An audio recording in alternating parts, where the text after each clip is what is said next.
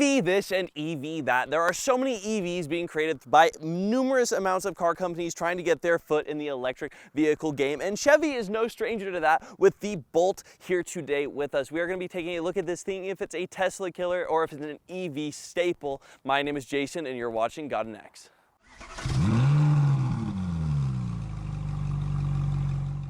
Now, on the outside of the Bolt, it's not really that spectacular to look at. I mean, I'm gonna throw in one of those references, you know, it kind of feels like a car that the hamster from that Bolt movie back in 2008 or 9 would be driving, because this thing is a circle. I mean, there is nothing really fantastic about this. It feels very bulbous, which is something that you see with a lot of EV vehicles nowadays, but I think Chevy leaned a little bit too far into that, because you have the LED headlights being a little bit sharp, but everything else here is kind of just a big rounded off circle. I feel like you could cut this off, cut off a little bit on the back, put them together, and you have a full 100% perfect spear. But that is, to be fair, an exaggeration. But overall, I do think that the looks of the Bolt aren't anything too spectacular overall, at least up here in the front. Let's move on to the side and see if it gets any better.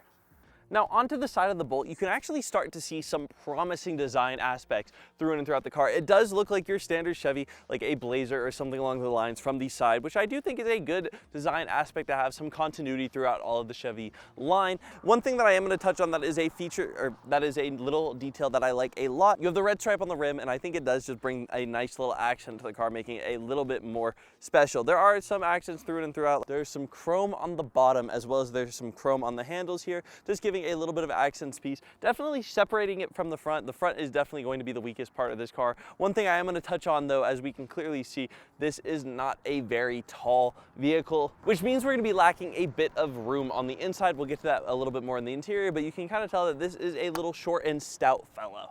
Now, the back of the Bolt is not really assuming either. It's definitely not going to be one of those vehicles that you look at and you're like, oh, this is so nice. But it is your traditional standard Chevy trunk. You have the Bolt EUV logo down here, as well as the black out Chevy badge, which I think is a nice badge to have on the back of your vehicle. It looks pretty solid. But now we're going to talk about one of the things that suck about this car. First of all, it is not an electronically opening trunk. You got to pop it yourself, blah, blah, blah, no button.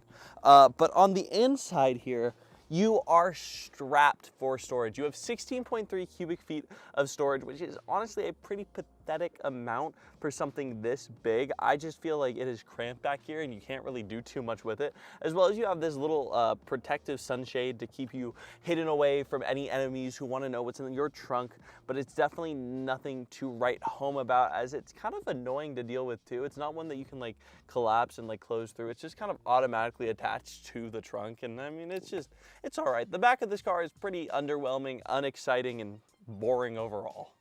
Now, on the inside of the Bolt, it's not necessarily the most comfortable place to be. I think the seats are pretty comfortable overall. I think there are some nice things through and throughout, so we're going to touch on those first. First and foremost, I do actually love the infotainment screen here. I think this is integrated so efficiently, so well, and it just kind of looks really, really nice and clean overall. It's pretty smooth, no real delay, nothing like that. The only issue was when we were trying to connect CarPlay, everything along those lines, it was a little bit more touchy, and I think that that was just something maybe specifically with this car, not necessarily the Bolt on its own, but maybe just be a little more cautious. Ask you to try CarPlay if you want to actively purchase one of these, do your little tests and whatnot, see if it works for you guys. You have a bunch of stuff on the steering wheel here. You have app adaptive cruise control, you have hands-free calling, everything along those lines, and it's nice. You have a fully digital gauge cluster in the middle here. It feels a little bit boxy, like it's actually just a full square. You have heated seats, you have cooled seats. You only have single zone climate control in this one, which is a little bit disappointing, I think. I feel like for this trim level, you should have a little bit more, but hey, it is what it is. You still have your safety features and things along those lines, which is very nice. Some of the other things that I do like is you have the wireless charger down here. You have ample cup holder room. You have extra storage space here. This is actually pretty deep. And lastly, one of the best parts about this is you have the full sunroof over here, which is definitely a nice inclusion. Get a little bit of natural light on the inside here when you're driving. But now we're going to talk about some of the things we don't like. First and foremost, I may look like I'm sitting up really, really high, but no, this is as low as my seat can go. I cannot lower it anymore. And if I sit up straight, I am headbutting the roof. And like, I know some people are like, oh, you should be a little more lean back. But like, if you want to like actually just lock in and drive, like I'm scraping my skull on the roof here, and I'm just not really a fan of that overall.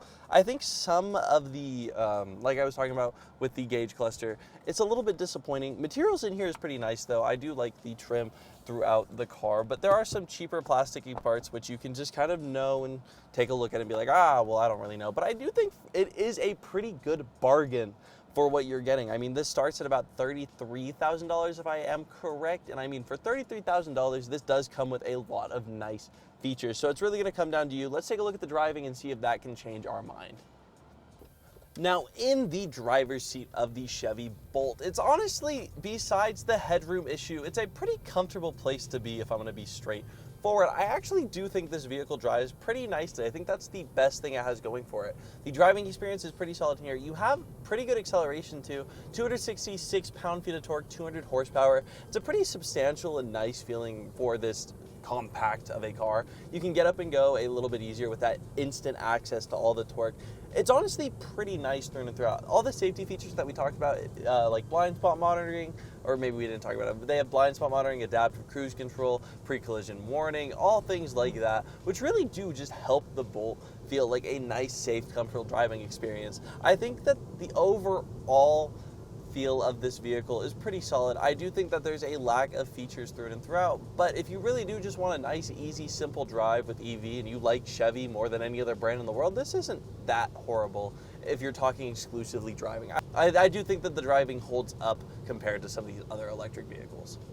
Now, Tesla does not need to worry. I do not think that this is going to dethrone the mighty Tesla overlords in the electric car game, but I do think it's a good step in the right direction. I think there's a lot of nice things about this car that I feel pretty good about when I'm in there. I think the infotainment screen is a little bit janky, but I love the integration. And while the looks are not entirely my favorite, it doesn't have the downside of being every other car. I mean, it definitely does stand out in a pack, but maybe not necessarily in a good way. I think there's a few tweaks, some design philosophies they could do looking into this to make it a little bit better. So this is where I think it stands. It's a good entry point, not the best car in the EV market. Let us know what you guys think down in the comments below. If you agree, disagree, loves, gripes, whatever you want to say. Leave a like if you like the video, subscribe if you want to see more from us, and we will see you in the next one.